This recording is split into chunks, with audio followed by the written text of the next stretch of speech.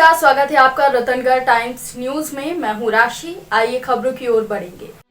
सर्वाधिक जनजातीय जनसंख्या वाले राज्य मध्य प्रदेश में सत्र से पहले दिन आदिवासियों के नाम पर हंगामा। शिव बोले कांग्रेस ने, नाथ बोले भाजपा सरकार ने किया आदिवासियों का अपमान। विष्णु बोले देश और समाज को तोड़ने के एजेंडे को आगे बढ़ा रहे कमलनाथ।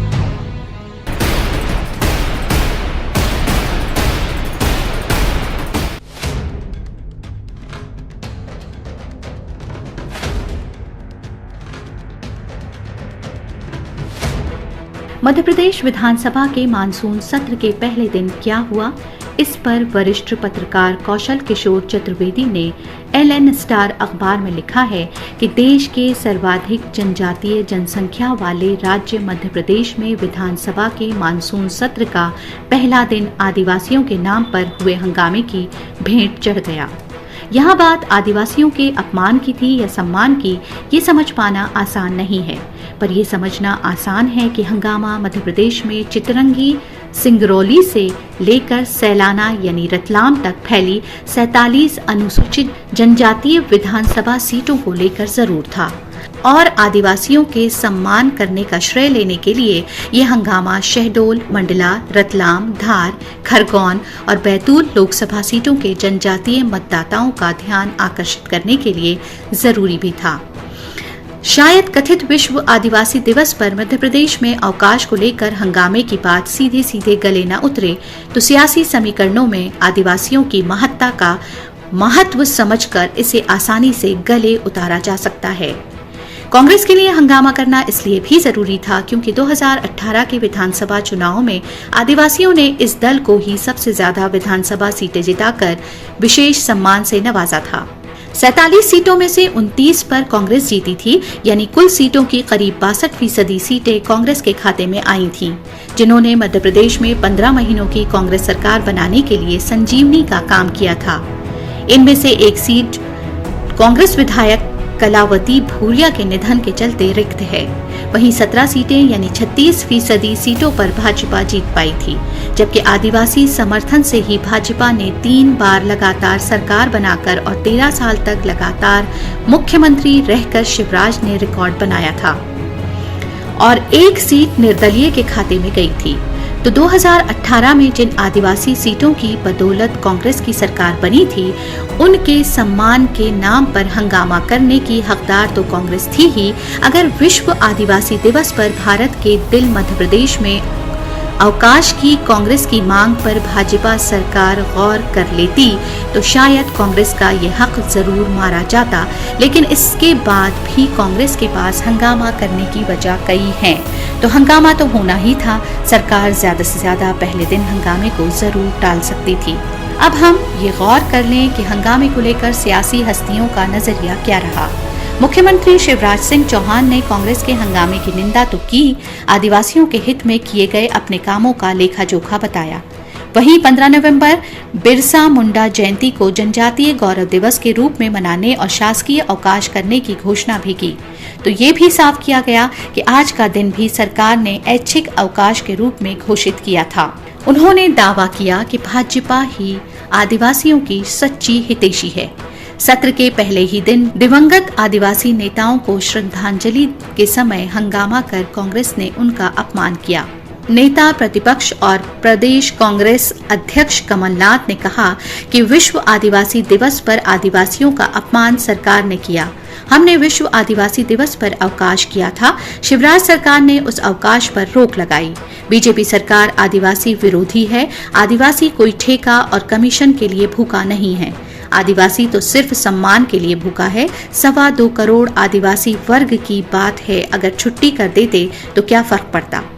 ये रही कमलनाथ की पीड़ा। भयंकर अपमान हुआ है।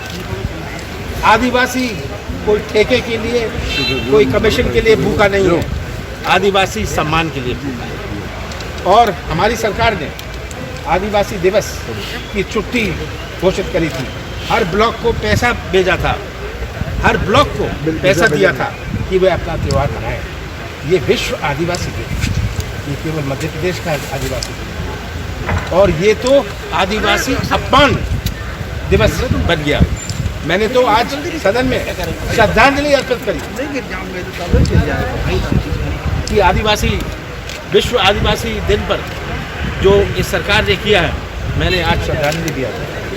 बहुत बड़ा अपमान पूरे समाज आदिवासी समाज को हुआ है और कांग्रेस पार्टी ने हमेशा प्रदेश और देश के तो प्रदेश भाजपा अध्यक्ष विष्णु दत्त शर्मा ने आक्रोश जताया कि कमलनाथ कांग्रेस के देश और समाज को तोड़ने के एजेंडे को आगे बढ़ा रहे हैं।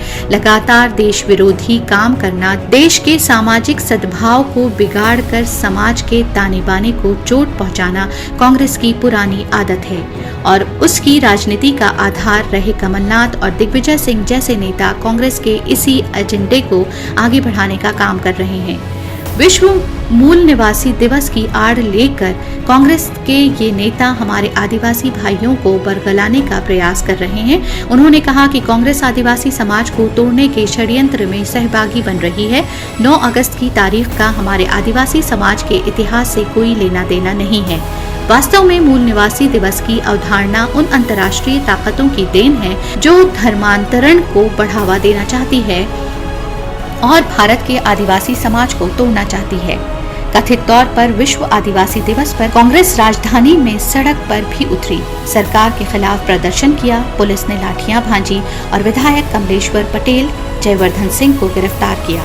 प्रदर्शनकारी कांग्रेस विधायकों ने कहा कि भारत की भाजपा सरकार के खिलाफ प्रदर्शन किया, पुलिस ने लाठियां भांजी और विधायक कमलेश्वर पटेल, जयवर्धन सिंह को गिरफ्तार किया।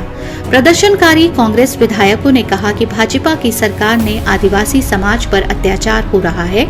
भाजपा के लोग कभी आदिवासी समाज को मुख्य धारा से नहीं जोड़ेंगे।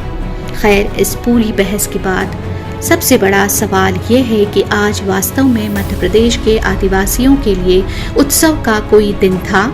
क्या आज छुट्टी हो जाती तो आदिवासियों को सारी खुशियां मिल जाती, या फिर आदिवासी हमेशा सियासत की चक्की में पिसता रहेगा? जाते जाते हम आपको ये और बता दें कि मध्य प्रदेश में 89 आदिवासी विकास खंड हैं। 2011 की जनगणना के मुताबिक जनसंख्या 1.53 करोड़, कुल जनसंख्या का 21.10% है। जनजातियों के लिए किसने क्या किया, इस बहस में हम नहीं पड़ते, लेकिन ये सबके सामने है कि जनजातीय आबादी के लिए बहुत कुछ करना बाकी है। फिलहाल के लिए इतना ही। और भी खबरों की अपडेट्स के लिए आप बने रहिए हमारे साथ। नमस्कार। खबरों में बने रहने के लिए रतनगढ़ टाइम्स न्यूज को सब्सक्राइब करें और बेल आइकन को दबाना बिल्कुल ना भूलें, ताकि हर खबर की अपडेट आपको मिलती रहे। इसके अलावा आप हमारी वेबसाइट ratangartimes.com पर भी विजिट कर सकते हैं, जहां पर आपको मिलेगी हर खबर सही समय पर। इसके साथ ही आप हमारे ऐप रतनगढ़ टाइम्स को भी डाउनलोड कर सकते हैं। प्ले स्टोर पर ये इजीली अवेलेबल आपको हो जाएगा और इस ऐप को डाउनलोड कर आप सही समय पर अपडेट्स पा सकते हैं।